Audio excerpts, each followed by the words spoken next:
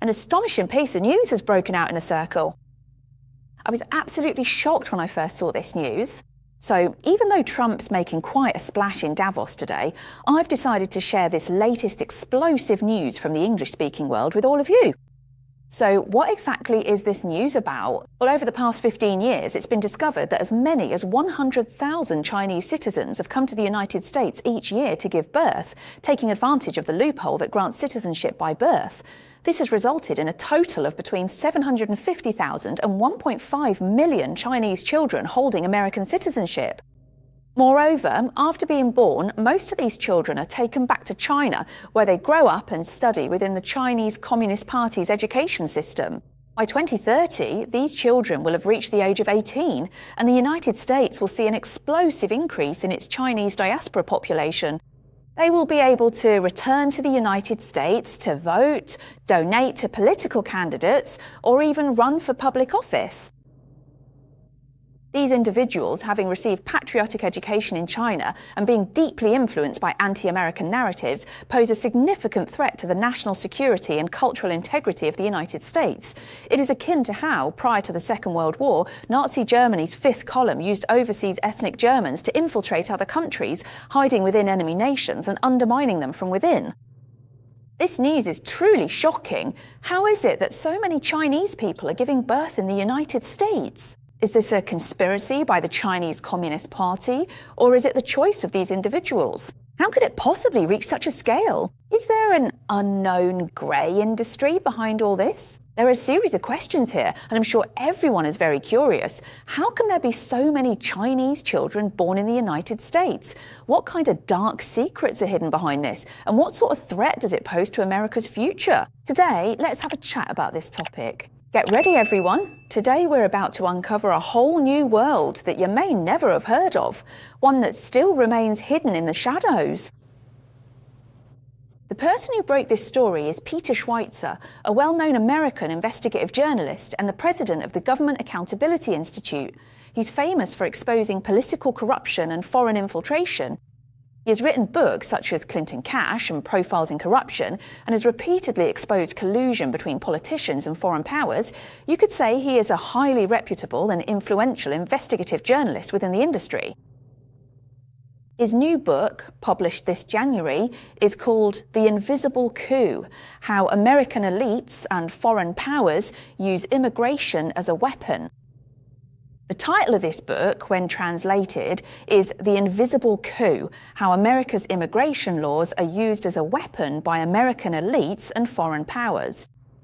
In this book, he goes into detail about how the Chinese elite have exploited America's birthright citizenship and the EB-5 investor visa to carry out long-term political infiltration in the United States. He believes this is a strategy of invisible coup or civilizational warfare, with the aim of using the immigration system to influence American elections and policy. The claim that around 100,000 Chinese babies are born in the United States each year was revealed in his book, and he also mentioned it during his interview on Ben Shapiro's program yesterday. Ben Shapiro is also a very well-known influencer, and his political influence is on par with that of Charlie Kirk, whom we are familiar with. So Schweizer mentioned in his book and during the interview that over the past 15 years, the scale of birth tourism and the surrogacy industry in China has grown explosively. Every year, tens of thousands to 100,000 Chinese citizens come to the United States to give birth, resulting in up to 1.5 million Chinese children holding American citizenship. Most of these children are taken back to China, where they live, grow up and study under the Chinese Communist Party's education system. Once they reach adulthood, because they hold American citizenship, they can return to the United States and freely participate in American political activities. He specifically mentioned that the first major wave may begin to emerge as early as 2030, because the mid-2010s was the peak period for birth tourism, and many of these children were born during that time. So by 2030, these children will have turned 18 and will be able to freely participate in American political activities. So how did such a large number of Chinese children come to be born in the United States? Are there really that many Chinese people travelling to the United States each year? And are they really able to stay for such a long time, right up until the entire birthing process is completed? I looked into his book, and in it he specifically mentions a loophole, the case of Saipan. This, in fact, is an excellent loophole that many Chinese people, the vast majority in fact, often take advantage of to give birth in the United States and complete the process of birth tourism. Saipan is located in the Western Pacific and is the capital of the Commonwealth of the Northern Mariana Islands, a territory of the United States. As such, it enjoys a unique immigration policy. Since 2009, Chinese tourists have been able to enter Saipan visa-free for 45 days. This was originally part of the Commonwealth of the Northern Mariana Islands Agreement, designed to boost the local tourism industry. However, this tourism stimulus scheme unexpectedly became a popular option for Chinese women to come to the United States to give birth. As a result, Saipan also became a sought-after destination. Schweizer cited local medical records and his analysis of immigration trends, discovering that at its peak, over 70% of newborns on Saipan had parents who were actually Chinese tourists. These children automatically acquired American citizenship at birth. In the records of the US Congress, there's a real-life case like this. In 2017, a Chinese man named Sun Sen was running a birth tourism agency called Global Baby on Saipan. Originally, he worked as a translator, but later seized this business opportunity to provide Chinese expectant mothers with a one-stop birth tourism service on Saipan, including booking flights, accommodation, medical care, as well as postnatal care and so on. Just Sun Sen's service fees alone amounted to over $15,000, and when you add the hospital expenses required for childbirth, the total cost for the expectant mothers could exceed $50,000. Most of his clients are middle-class families from Shanghai or Guangzhou who are attracted by advertisements such as slogans like, "When God closes a door, he opens a window for you," and promises that a child born on Saipan can easily obtain an American passport, and so on. As a result, they come to Saipan for birth tourism. Sun Sen employs Chinese maids to look after these pregnant women, but these maids are often people who have overstayed illegally. Their wages are extremely low and the working conditions are harsh. This matter was discovered by an American obstetrician named Dr. Clark Grove. So when he went to work in Saipan in 2016, he was shocked to discover the astonishing number of Chinese pregnant women there. As a result, he reported Sun Sen's actions to the FBI.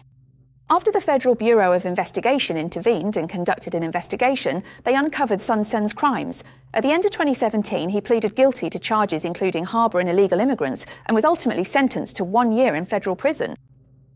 Among Sun Sen's clients, a father gave an interview after the incident occurred. In the interview, he said that in China, everyone feels unsafe and that they are willing to do anything for their children. In fact, his attitude is something we can completely understand. In China, parents are willing to do whatever it takes to secure a better future and a better path for their children. Growing up in China may be difficult in many respects, and children also have to endure the pressure of the university entrance exam, whereas in the United States, children can grow up more freely and also become American citizens. Therefore, as long as parents have the means, I believe many would be willing to make such a life-changing choice or investment for their children. So I'd also like to ask everyone, if you had such an opportunity, if you had the means, when faced with this kind of advertisement, would you choose to secure American nationality or citizenship for your child by giving birth in Saipan or on the US mainland? If you would, feel free to give me a like or share your thoughts with me in the comments. So in today's climate of great uncertainty and particularly high-risk living in China, parents making such choices is actually a form of risk management. We just mentioned that Chinese parents going to Saipan to give birth, so-called birth tourism, are taking advantage of the loophole in the US system where birth automatically grants citizenship. In fact, this phenomenon's also supported by medical data from Saipan. According to records from the Office of Health and Vital Statistics of the Northern Mariana Islands, in 2009 there were only 8 Chinese mothers giving birth in Saipan, but by 2012, just 3 years later, this number had soared to 282, a 35-fold increase, accounting for 71% of the total number of births there. 2 years later, in 2014, the number rose to 314, and in 2016 it reached 383. The peak occurred in 2017 and 2018, with 544 and 574 births respectively. In fact, in 2018 alone, the number of births among tourists reached as high as 581. It might not sound like a lot, but for Saipan, this is quite a significant number, as it actually exceeds the number of births among the local residents. So overall, from 2018 to September 2024, foreign tourists have given birth to 3,706 babies in Saipan, of which 3,358 were born to Chinese mothers, accounting for over 91%. You can imagine the scale of this. Fortunately, though, this boom didn't last very long. During the Trump administration, the United States tightened border controls, and then the COVID-19 pandemic in 2020 dealt a further blow to China's tourism industry. On top of that, US visa policies became stricter, and China's domestic birth rate has been falling, so this industry has actually shrunk considerably in recent years. As for the promotion of birth tourism within China, it had already taken shape as early as the 2010s. In 2008, data from the Center for Immigration Studies in the United States showed that the number of babies born to Chinese nationals in the US was around 4,200. By 2010, this figure had increased significantly. The peak period was roughly between 2012 and 2019, with estimates suggesting that the annual number of births contributed by Chinese people ranged from 20,000 to 60,000. In 2015 alone, Chinese agencies claimed that there were over 50,000 such cases that year. Let's do the maths. If each year between 50,000 and 100,000 Chinese babies are born in the United States, that would account for about 2 to 3% of all newborns in the US annually.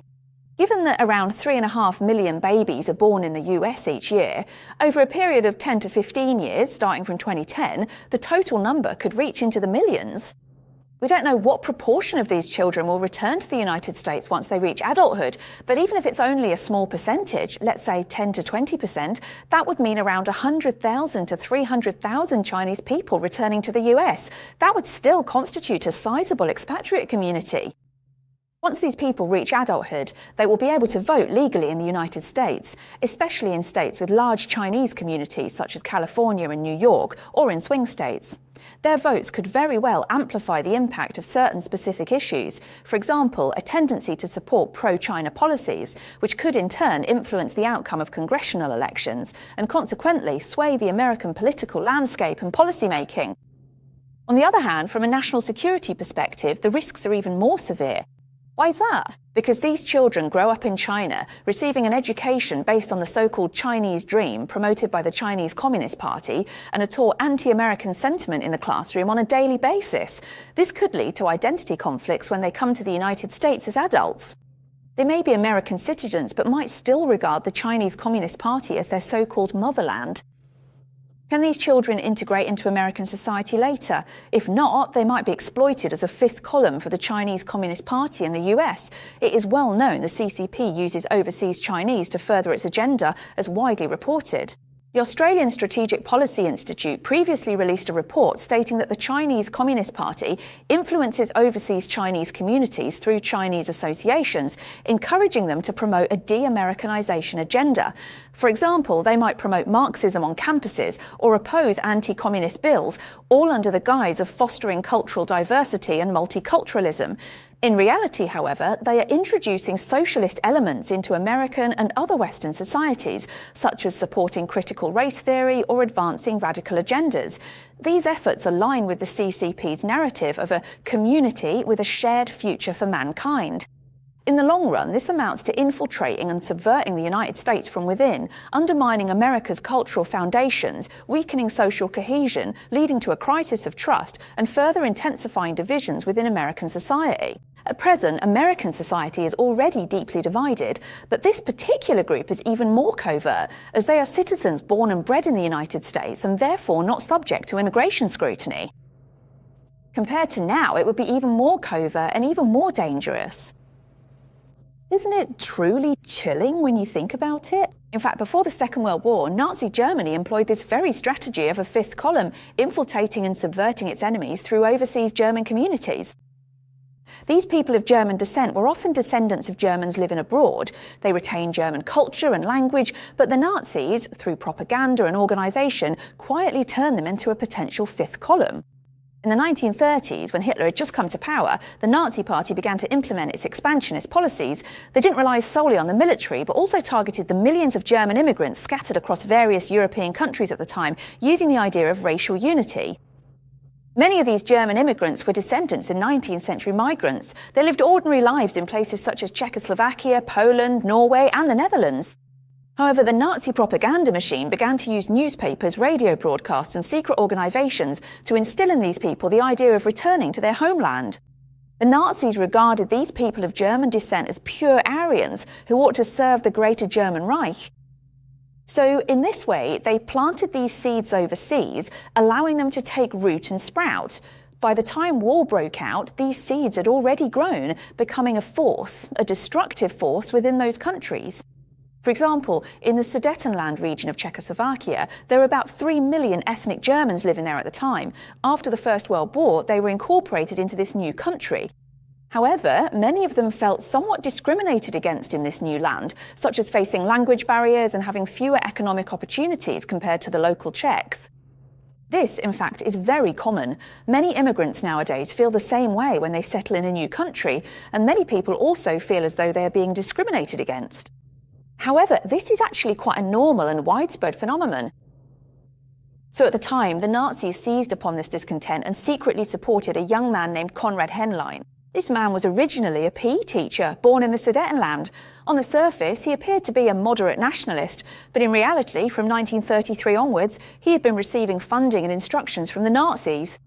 Henlein subsequently founded the Sudeten German Party, which achieved a resounding victory in the 1935 Czechoslovak elections, gaining the support of over 60% of ethnic German voters.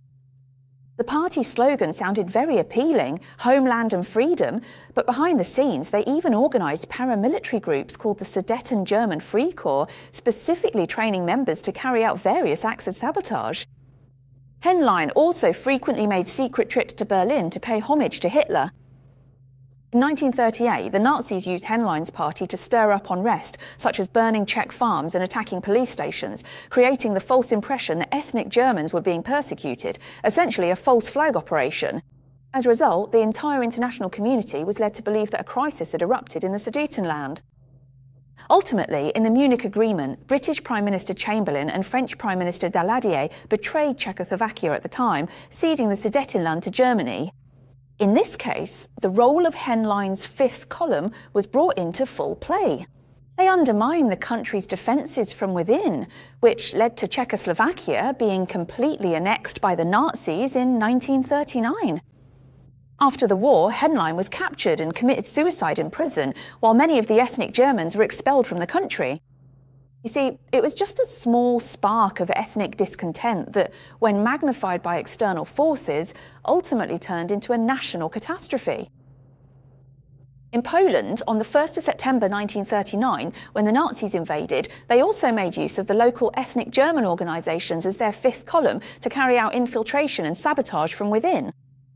These people were ethnic Germans living in Western Poland, about 1 million in number, a rather small group really. Many of them had lost their German citizenship after the First World War, but the Nazis managed to contact them through secret organisations. On the eve of the Nazi invasion, these people acted as guides, provided intelligence for the German army, sabotaged Polish bridges and communications, and even disguised themselves as Polish soldiers to create chaos. One of the most famous incidents was the Gleiwitz incident. The Nazi SS disguised themselves as Poles and attacked a German border radio station, leaving behind a fake corpse as so-called evidence, which gave Germany a pretext to provoke and declare war on Poland. This false flag incident was the direct trigger for the start of the Second World War and was also blamed on the so-called German-Polish Fifth Column. Ultimately, it helped Germany conquer Poland in just a month, resulting in the deaths of millions of Poles. After the war, these ethnic Germans also met a grim fate, being collectively expelled. So we can observe a very brutal pattern. In Sudetenland, in Poland, and across various European countries, the Nazi fifth column did not suddenly appear overnight. They often first existed as a small minority of ordinary ethnic group members, legitimate political participants, and even became quite active. In fact, at the very beginning, many people genuinely believed that they were simply campaigning and taking action to fight for their rights, dignity, and a better life in the country where they lived. However, when this kind of behaviour is exploited, swept up by ideology and the so-called grand narrative of democracy, these people often, without even realising it, are transformed into a force that can be used to tear apart their own country from within. Ironically, these fifth columnists often don't even see themselves as traitors. They believe they're simply correcting injustices, fighting against a corrupt system, or striving and serving for a higher ideal. In today's context, such situations are equally concerning. When someone wishes to obtain American citizenship, yet has grown up within the ideological system of the Chinese Communist Party, when their values, worldview, and understanding of friend and foe have been shaped by a narrative that explicitly defines America as an adversary, and upon reaching adulthood, they are then legally able to return to the United States to vote, donate, participate in politics, and enter the public discourse, is this, for America, simply a normal phenomenon of immigration, or is it a time bomb, deeply buried and set to detonate only after many years? Friends, what are your thoughts on this issue? Do you think this is a normal phenomenon of immigration, or a chilling time bomb? Leave me a comment and let me know. As these Chinese Americans come of age in 2030 and return to the US en masse, will America be prepared? On reflection, this is truly unsettling. So let's consider this phenomenon. Is it really the result of a systematic operation by the Chinese Communist Party with a specific purpose, or is it simply a natural choice made by individuals in pursuit of a better future? On the surface, it does appear that many Chinese families who go to the United States to give birth are simply making personal choices. Under the long-standing social pressures in China, especially in the current climate of overall economic decline, possessing an American passport is almost equivalent to buying a ticket to a bright future for one's child. For many Chinese families from the middle class upwards, America's educational resources, healthcare, living environment, and the air of freedom and democracy are, in themselves, an extremely attractive investment in life. Most of these families have a solid financial foundation, a high level of education, and an awareness of going abroad. So they are very clear about exactly what they are doing when they go abroad to give birth or travel for childbirth. I believe that as long as they have the means, Chinese parents would all make this choice for their children. However, when we look at the cumulative effect of such large-scale individual choices, the overall macro impact means that this is no longer simply a matter of family decisions. Because this kind of birth tourism is not a naturally occurring, scattered phenomenon. It has already become a very mature and organised industry chain, from consultancy firms and promotional agencies to visa processing, intermediary services, antenatal arrangements and postnatal care. The entire process is operated by specialised service teams offering a comprehensive one-stop service.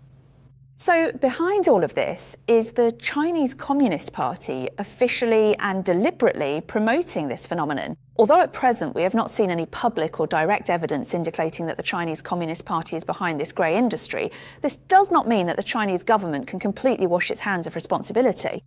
Because we must recognise two key realities. Firstly, although the CCP has not openly encouraged this, or at least there are currently no signs of overt encouragement, it is nevertheless quite happy to see it happen. The CCP is always banging on about the return of talent and serving the motherland, which sounds as if they really value talented people. But in reality, plenty of the middle class and wealthy send their children abroad, buy property overseas, and obtain foreign residency, and the CCP hasn't put a stop to it. Why is that? Because once these people have secured foreign residency and sorted out their money and escape routes, they can, in turn, become bargaining chips for the CCP in dealings with other countries. When needed, these people can be summoned, pressured, or mobilised. When not needed, it's simply a private matter, nothing to do with the authorities. You'll notice that the CCP doesn't want Chinese people to leave for good, but at the same time, they're not afraid of people going abroad.